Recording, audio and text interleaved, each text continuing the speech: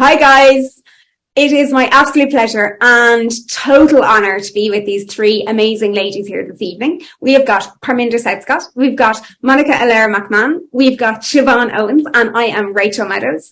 And we're here to talk to you about a kind of serious subject actually. It's not going to be a barrel of laughs tonight. Fireworks night and dogs. Hi everyone, I am Siobhan Owens, dog trainer and behaviourist with Dublin Pet School. Welcome to our talk tonight. I am going to focus on tools, what we have at home and ones that you can buy, and how these can be beneficial for dogs that may be fearful and reactive on Halloween. Not just Halloween, but the weeks coming up to it. And also all of this work is applicable over New Year's and any time there's some kind of fireworks going on that's going to trigger our dogs. So to begin with, when we talk about tools, I really like cheap and cheerful as a starting point. And my biggest starting point is going to be my floor surface, right?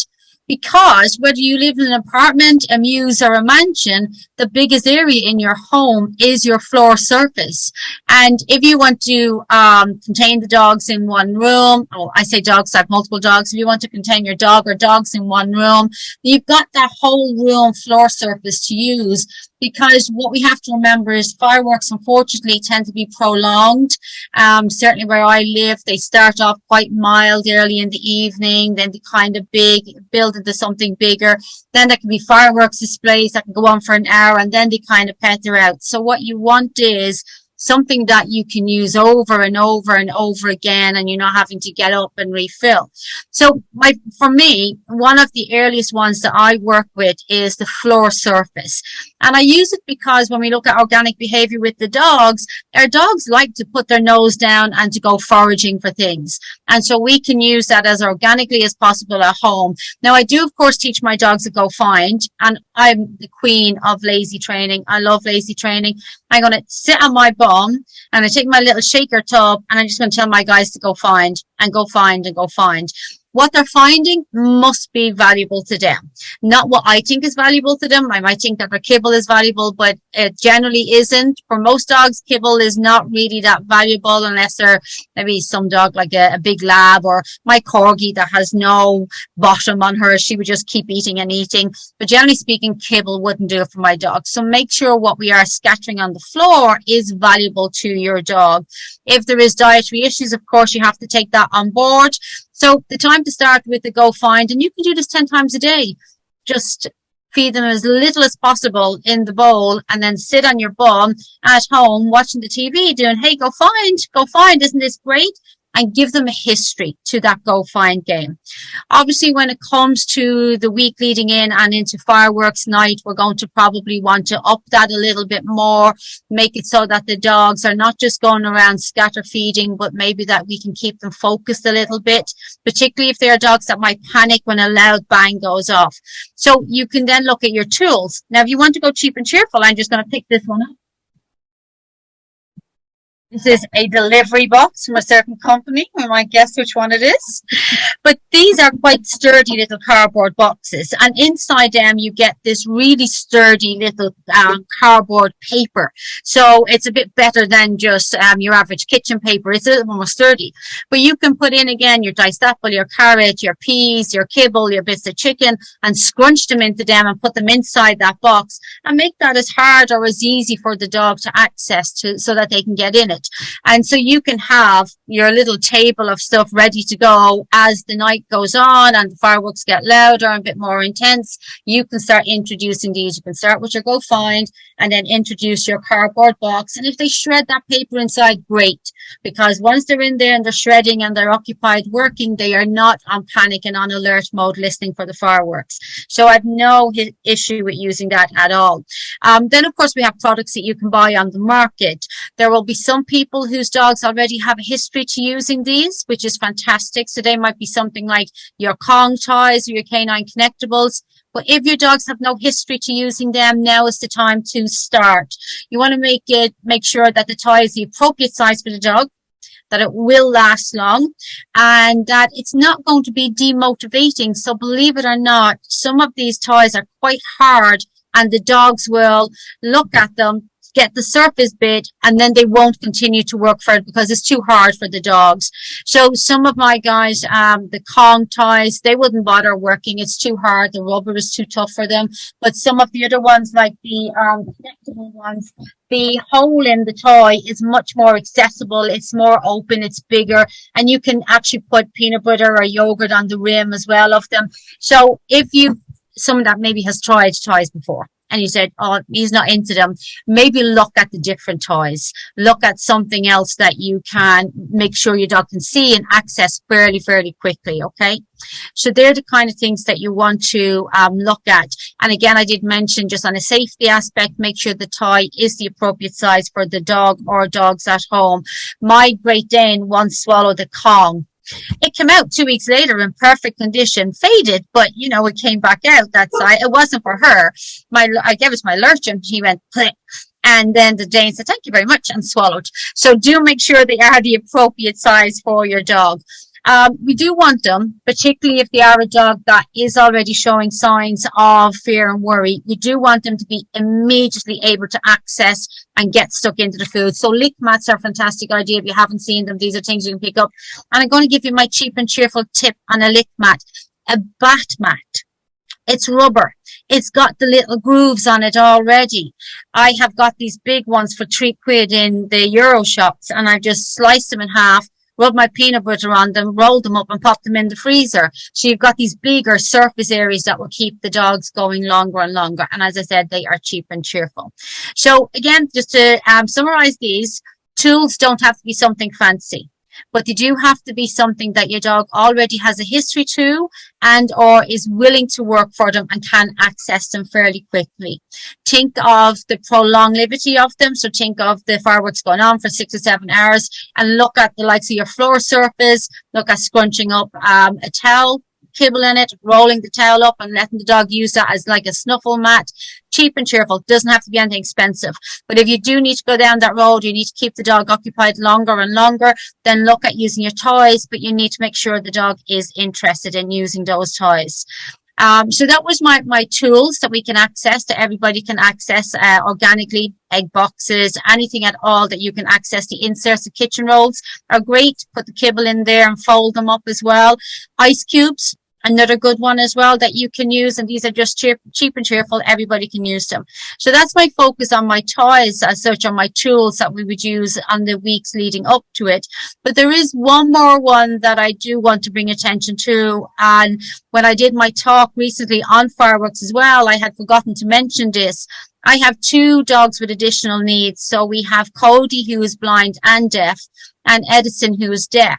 But incidentally, just the way Cody has some vision in that he can see the difference between light and day. So lights on, lights off. He will blink or he wake up if you turn the lights on. He also can hear, but he hears differently than Ed. So he hears volume. I would classify as depth. So bangs, a loud thump. Now he'll spin because he's no idea where that's come from, but he can still react to that. So remember, just because they're deaf, it doesn't mean that they're not going to need some support on the night. Edison hears pitch. So Edison responds to those whistling ones, those screamers that go off. And when they get that pitch, he lifts up his head and he looks. And he's not worried about them, thankfully, but he will still hear it. So do keep that in mind with dogs with additional needs, that they may also need some support. Don't assume because they are deaf that they will not need some support on that night. So guys, Siobhan from Dublin Pet School over here in Dublin, Ireland. You can reach me by emailing Siobhan@dublinpetschool.com. Lovely chatting to you. Okay, super. Hi, I'm Rachel Meadows. Thanks a million, Siobhan. That was fantastic. I run Learn to Speak Dog, and you will find me on learntospeakdog.org, I think. I think it's still up and running anyway. What I'm going to talk to you about is vets. So having some extra help when the time comes, when the bangers start, or people will if you're in Ireland over the last 24 hours or 48 hours, you'll know that we have had horrendous thunderstorms. So loads of thunder and loads of lightning as a nice little teaser running up to Halloween. And there's so many dogs out there that are suffering with lots of fears and phobias around noise sensitivity.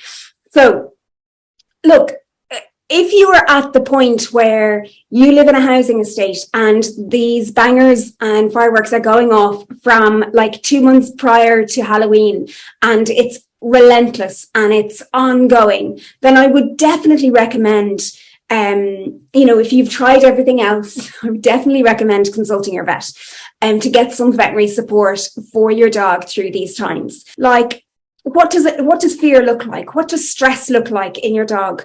It is different for every single dog. You get the videos online of the dog drooling and shaking and cowering and the ears down and trembling, digging, trying to get into behind a bathroom, like behind a toilet. My dog used to do that. You get all of those videos, but sometimes you'll get a dog that just goes quiet.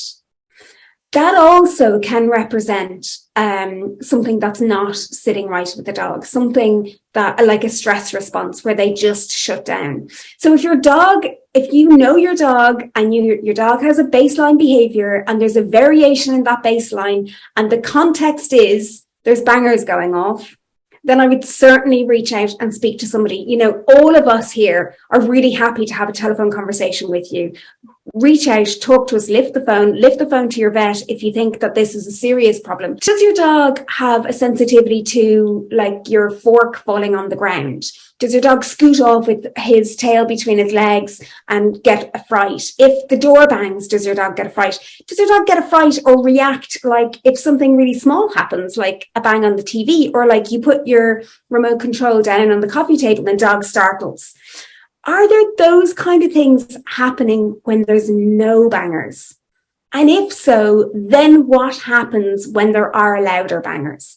I'd kind of want to ask more questions that actually, has this sensitivity got an underlying connection to something else that might be going on? We see lots of things, relationship between gut pain and sound sensitivity and nerve pain and sound sensitivity. I recently had surgery on my hand and I was back having my physio 2 days ago and back again today with the surgeon because I have nerve sensitivity. So if the surgeon said to me, if I don't treat the sensitivity, I could end up with long-term chronic pain, which is called allodynia. So then it's just a sensitivity of everything, like that might hurt, even though the pain is on my hand.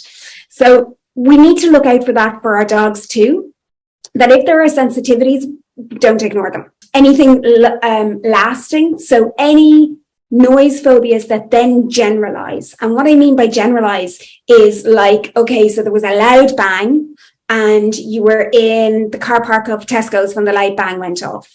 And the dog goes home, he was terrified. And then the next day you go out with the dog again and you're in a different car park, but there's lots of cars around and the dog refuses to get out of the car.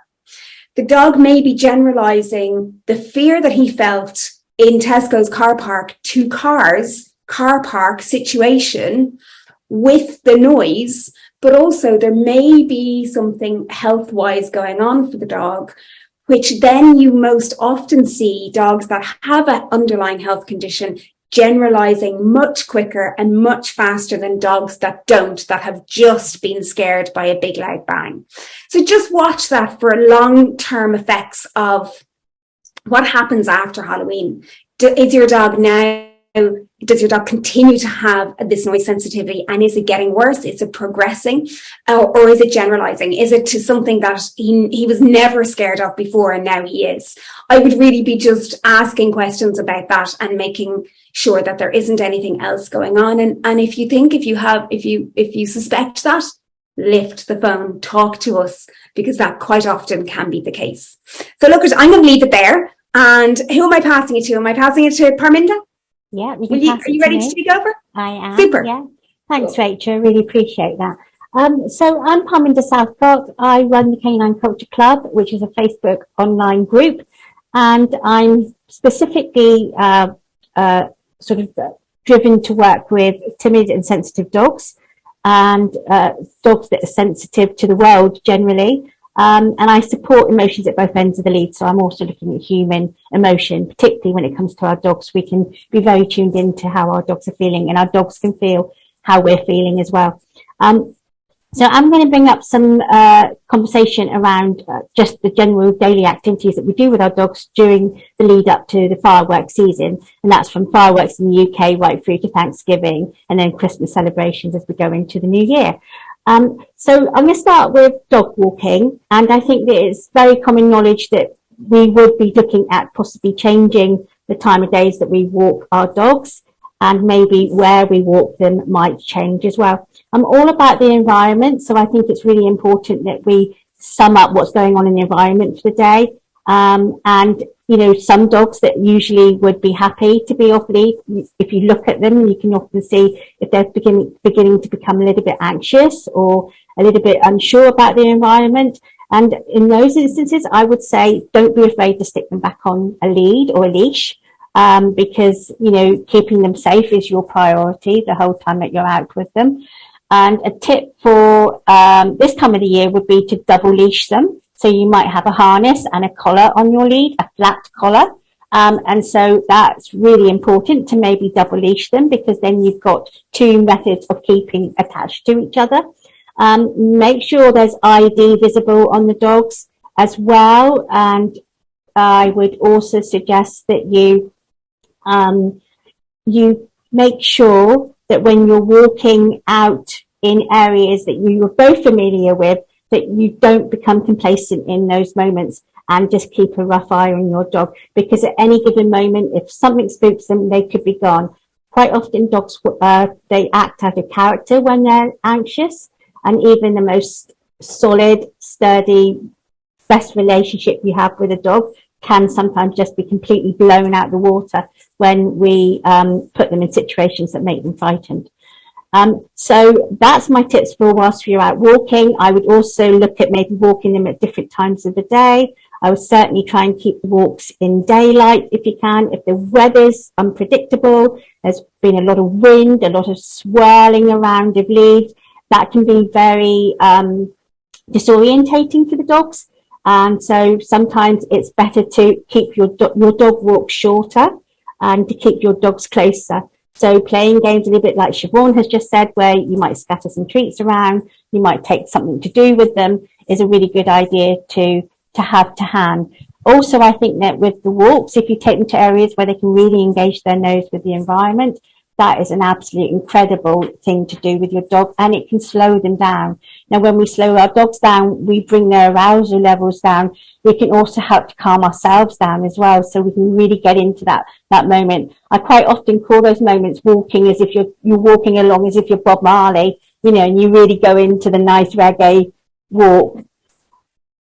And it's just making sure that you are connected the whole time. So the other thing is to actually think about whether or not you should actually go out for a walk. Walks are not always necessary. We can do other things at different times of the day. Like instead of going for a walk, we can do some of the activities that we've mentioned, and we can also maybe just spend some time in the garden with dogs. Walks are not absolute. Like we say in the summer, that you know, your dog can miss a walk in the summer when it's really hot. But if you take them out and they get heat stroke, then that can be fatal to them. It's the same in the winter as well, at this time of the year with the fireworks season, sort of like unpredictable elements of the fireworks season. So not going out is probably a best option if you are worried about your dog's sensitivity, or whether you feel that your dog's behavior has changed because of the unpredictable sounds that have been going off throughout the different times of day.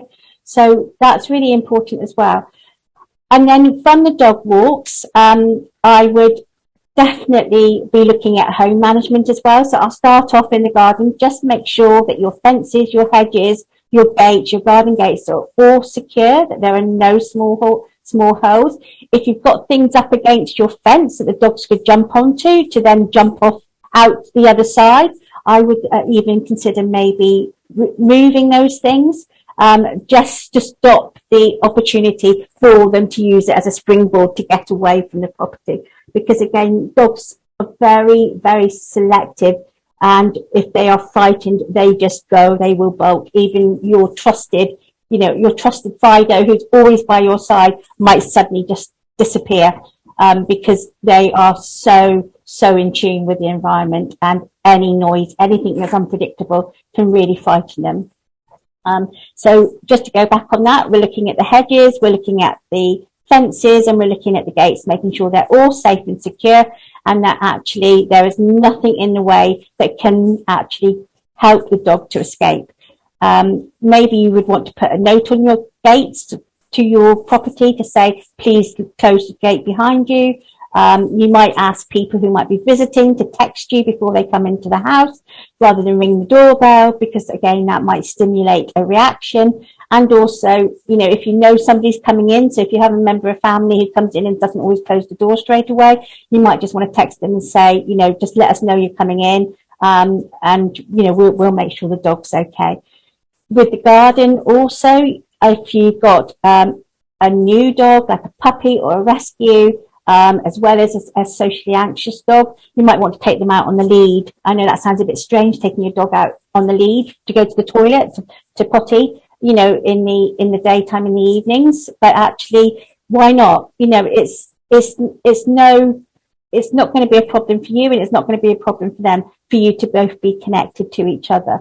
What it does mean is that that your dog's going to feel safe, and that you're going to be there when they actually go. So that's really important. So inside the house is about finding areas that your dog likes. Where is your dog's safe space? In the next few weeks and months leading up to the new year, start looking at seeing, where does your dog feel safe? Where do they retreat to? There's probably several places around your home. Identify them, map them out like you would, for a fire drill, your safety points, map them out in that kind of way, so that your dog has those options to go there. And when you do have those points of safety, start to make it a familiar daily routine to go and visit them and allow your dog into that space. Start putting things in there that they're going to enjoy doing. Start hanging out in there, and make it comfortable for yourself as well. If you have a dog that likes to have the comfort of human touch and the comfort of you being beside them, then making that a comfortable space for you too is really important, because the last thing we want is for you to be feeling uncomfortable and thinking, where's my book, where's my drink, that sort of thing. So there's a lot of preparation, to provide in that space for both of you. And talking about the humans, I support the emotions at both ends of the lead. I just want to reiterate that we can very much become anxious and worried and concerned when we can't help our little canine friend. It's just so upsetting when we see them in such distress. And that also can then make us feel very tense, and it can increase our heartbeat and make us a little bit anxious. So if we start to practice the way that we breathe, so if we take some deep breaths in and some deep breaths out, and actually find something that helps us chill and relax, just looking at the music, there's all sorts of music that you can play. We'll drop some links to YouTube clips and videos and music playlists for you at the end of this video. But the more you prepare, the more you get items into your toolbox, so to speak, the better it's going to be when those situations occur, because they are unpredictable. We can't do much about it. I think I've covered everything, haven't I? And I'll now hand over to Monica. Thank you, Min, Rachel, and Siobhan. And I'm Monica. My business is Barrington Barks and Behavior, and I create multisensory environments. I work with dogs that have pain linked to behavior, and just all around helping families to have more peaceful relationships with their dogs. So we're talking tonight or this afternoon about the multitude of ways that you can support not only your dog but yourself as well in the fireworks season. And I have just kind of laid out a few steps for before, during, and after the fireworks. preparation, as my co-hosts have mentioned, is really important. Anything that we want to trial with our dogs, we want to do that before any fireworks occur, so that when things are actually happening, we have our go-tos. We have already discovered whether that activity or the way of being with our dog is going to be beneficial to them. And then I'll give you a few tips for after as well.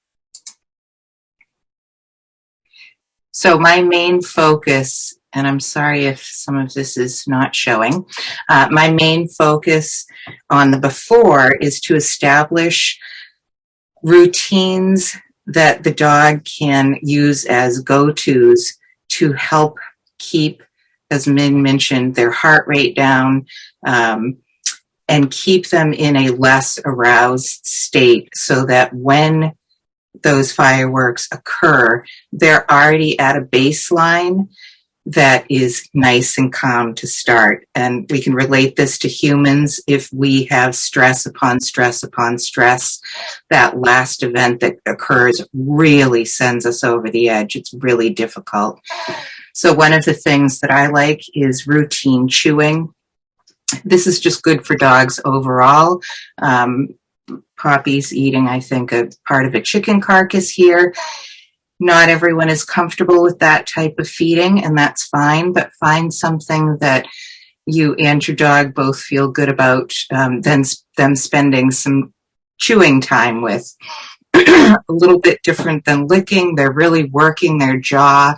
They're really focused on that item.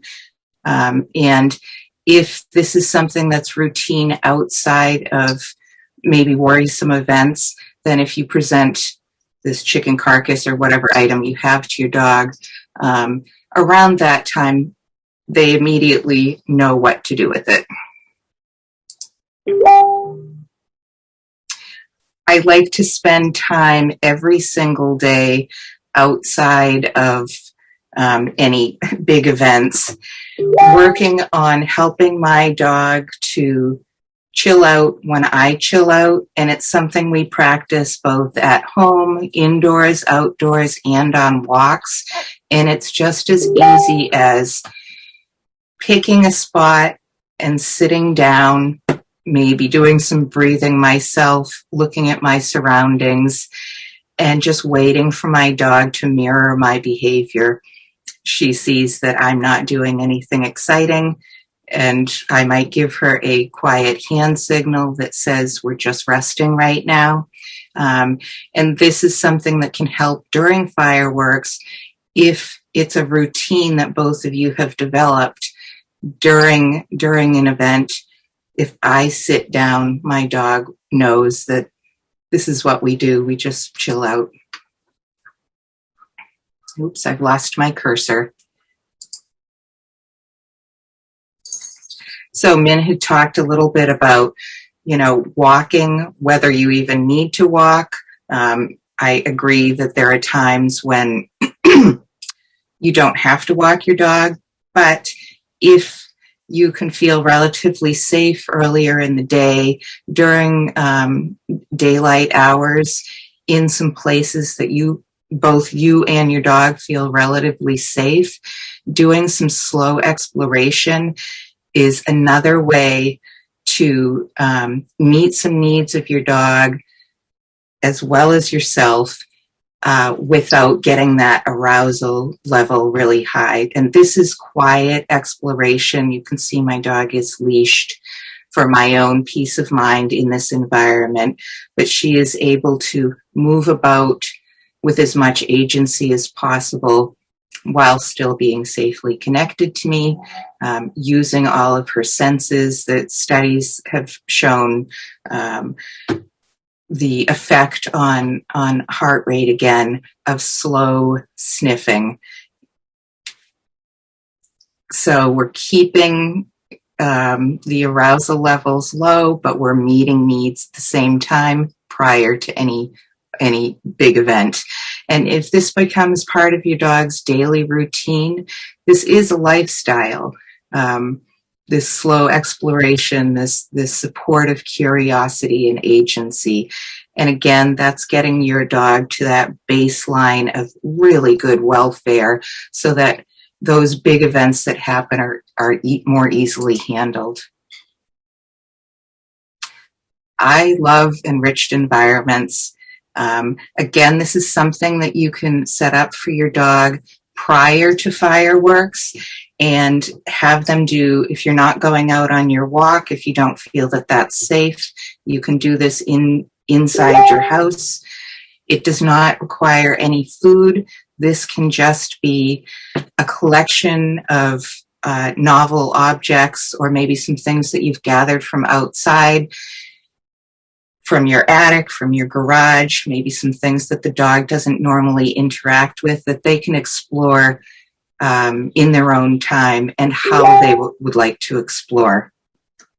So if you do set up enriched environments in your home and your dog has this experience prior to fireworks, you can try this again during fireworks. This setup already has a meaning to your dog, and that meaning is just slow, choice-based exploration. And this does not have to include food, and I'm sorry if I'm being redundant. If you have a dog that during fireworks will not eat, is not comfortable enough to eat, then this is an alternative to still have some mental stimulation and exploration and movement, which can help reduce some of the neurochemicals that are released during stressful times. Oops. Oh dear, I'm going the wrong way. Pardon me. Let me see if I can get us going back in the right direction. And this might be a bit controversial for some people, and I totally understand that. However,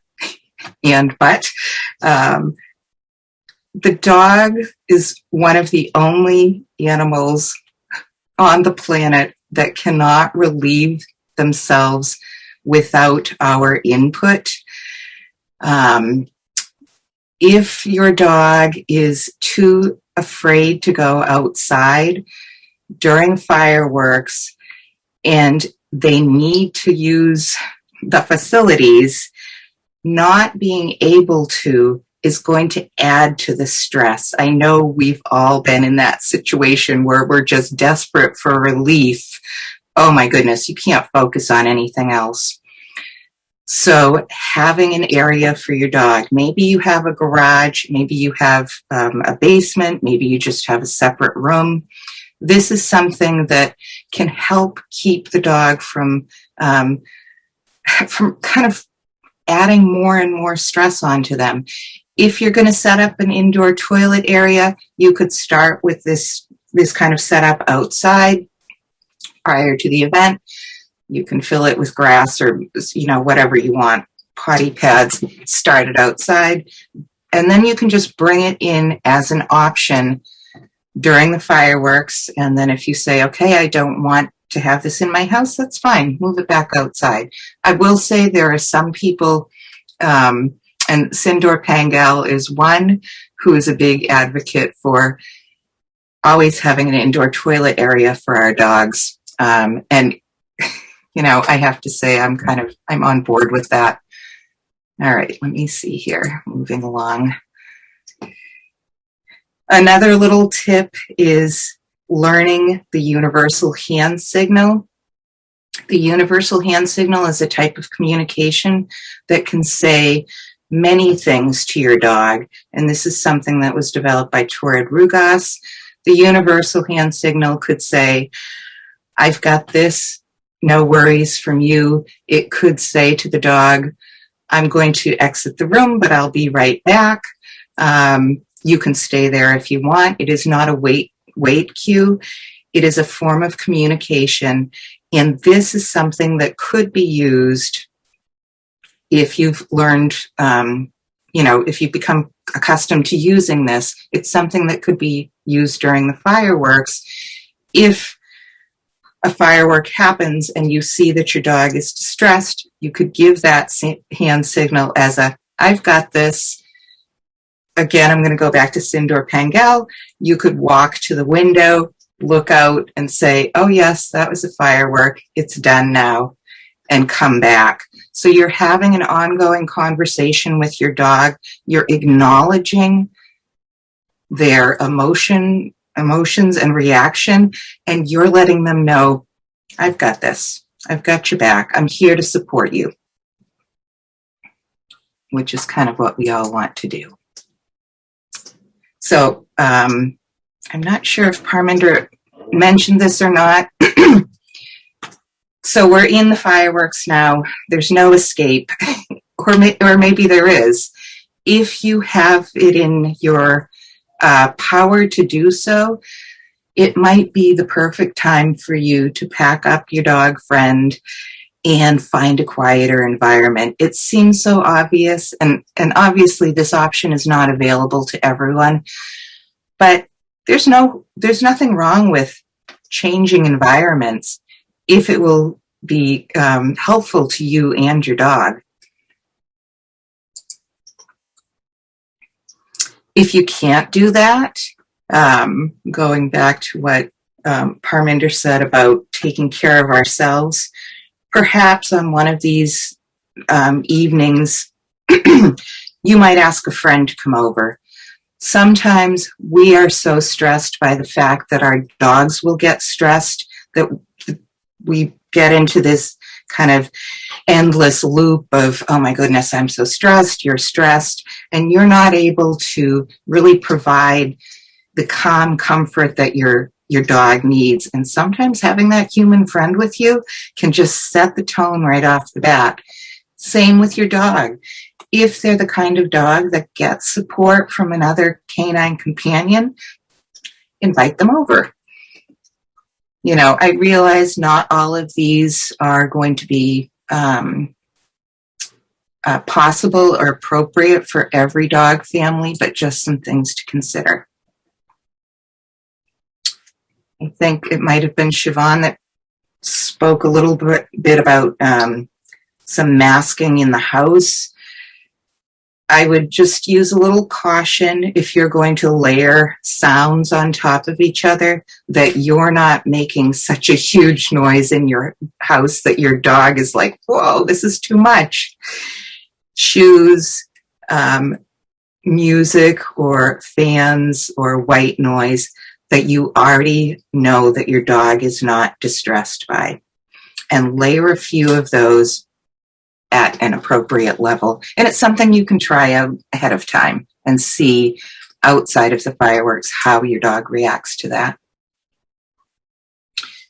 And then I'll just come back to, comforting your dog in a way that's appropriate for them. And this kind of feeds into Rachel's, our expectations. We might expect our dog wants to be inside our skin with us, getting all this cozy comfort and support. We might expect that they're underneath the table. We have expectations. I would encourage you to just kind of let those expectations go and be available in a way that the dog is choosing you to be. Maybe that is near you on the couch with no physical contact. Maybe, as I have in this Princess in the Pea picture of my dog, that is in a cozy room with a beautiful carpet. My office happens to be soundproofed, and I've got a pile of blankets, and she's perfectly happy near me, but not on me. So, really pay attention to what your dog is asking you for, and then respond to that and kind of let go of your expectations of how it should be. And then just, to reiterate, establish those relaxing routines, see what happens beforehand and modify beforehand or on the spot if you need to, and make sure you're giving your dog lots of choice and agency. And that's going to wrap it up to me, and hopefully you will find my cursor, and there we are. That was super. Thank you so much, Monica. That was amazing. It's really great just to have everybody's input. You know, I know that myself and Siobhan spoke after you put out your video and you were like, damn, and I forgot to mention this. And there's so many things that, like, I'm sure there are other pros out there. And if you, as not a pro, like as a dog caregiver, if you have any tips that you think are worth sharing, please just drop them underneath whatever video that we put out. Let us hear the tips that have worked for you, because as we said, every dog is different. You know, like sometimes thunder shirts have been mentioned quite a lot recently. Thunder shirts are like these kind of compression shirts that are like elasticated and tight, and some dogs really like them. Some dogs really don't. And some dogs look like they like them and they just go really quiet, but actually, like my dog was one of those, he just would shut down. And he would just not say anything, do anything, move. It was just quiet. And it looked like, oh, he's really peaceful. No, he really wasn't. Yeah. And how I knew that was when you take it off, he'd shake and then go insane. Like he would have an hour of just chewing and like just getting really, really frustrated. So look, watch. Every tool is dependent upon your dog, your context, and how your dog receives that. If I had to sum up our talk, the big thing that I would take away from this is to individualize the dog, the owner, and the environment. You may have had 100 dogs, so your first dog, and you've got to learn from each other what works best for you and for them. Yeah. Be willing to modify. And I had said in my talk I was going to talk about the after as well. And I would just say, just as for humans, if I had a big event that was quite worrying, the next day, the next several days, I would not want a lot of demands put on me. I would want to be able to work through that and recover. So that was it. And I think I can just consolidate everybody's thinking around this, about it being as much for us humans as it is for our dogs to slow down.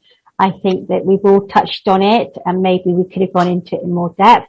But, you know, the reason why we often hear people say be more dog is because they live in the moment and they live quite simply and they learn by association. So, you know, when we say that, it means if something good happens, they'll generally want to do it again or try it again. If something bad happens, they'll want to move themselves possibly as far away as possible or become reactive to that. Awesome.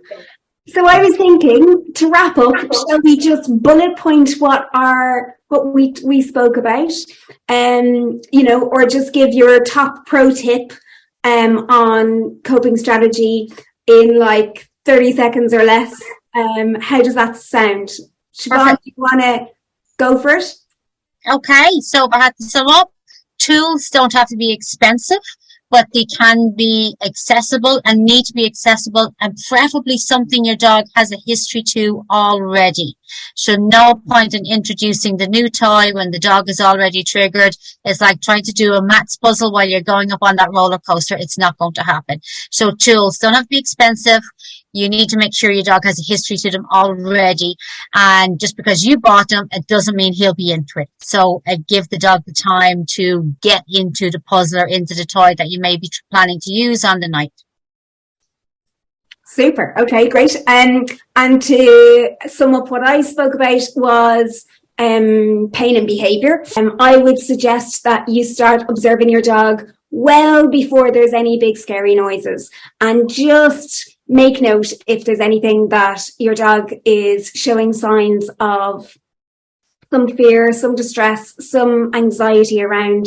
Look at the really small things. Look at your dog when he's holding his breath. I say he or she. Your dog's blink rate, your dog's body posture, your dog's either getting frantic or being shut down, because it can be either, or it can be both. And just make sure that you're clued up to the fact that if this goes on any longer than when the fireworks stop, if it goes on longer, I think it's really worth talking to your vet or, consulting with a behaviorist or a trainer to just question, is there something else going on with your dog? And can that behaviorist work with a vet to find out what might be underlying? Watch the dog, not the clock. I love that. Slowing down, watch the dog, not the clock. And that was said to me by a lactation consultant for my baby when my little boy was born. And I remember going, oh my God, you've saved my life, because everyone was telling me to watch the clock and not the baby. So it just turned it on its head. And actually it just, introducing that motto in with my work with dogs, I love it. Yeah. So I am going to hand over to Parminder to sum up, and then you can hand over to Monica. Okay, so my top tip would be around management and safety. And when I say management and safety, management is about the environment, not the dog. I want to make that really clear, that we're actually managing the environment, not the dog. We're keeping the dog safe. Okay, so that would be my top tip, and just to take things slowly and try things out. And to do less is more worthy for both you and your dog. And just to make sure you do those checks around the home, particularly the garden, that you think about your walking schedule, your daily routine, and just adjust it. No dog is going to suffer from not having had a walk. No dog is going to suffer from, having alternative activities to do from a walk.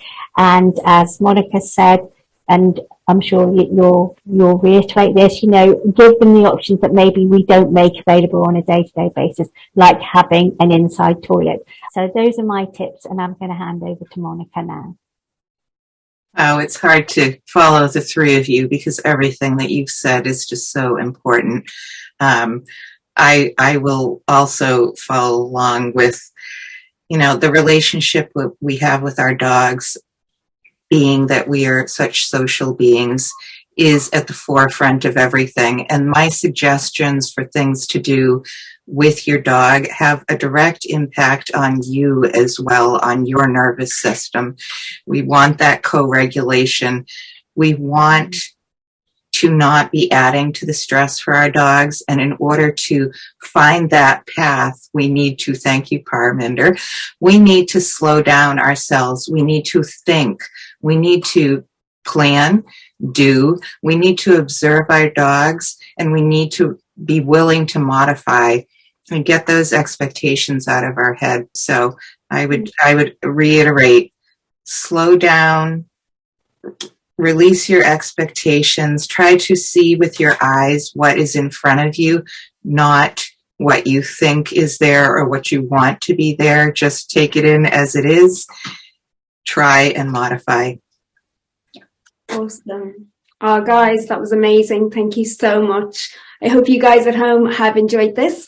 It's been a quite serious topic, so I know that we're all very serious, and you're probably not used to listening to us being very serious. So I promise we'll probably do another one that's not such a serious topic. But it was really great to have you all with us, and it was really great to have you ladies come together and have this chat about this kind of serious topic. So yeah, I'm really delighted to do this and to be in such great company. Thanks, girls. And thank you, Rachel. Yeah. Thank you. Thank you. It was lovely chatting to everyone tonight.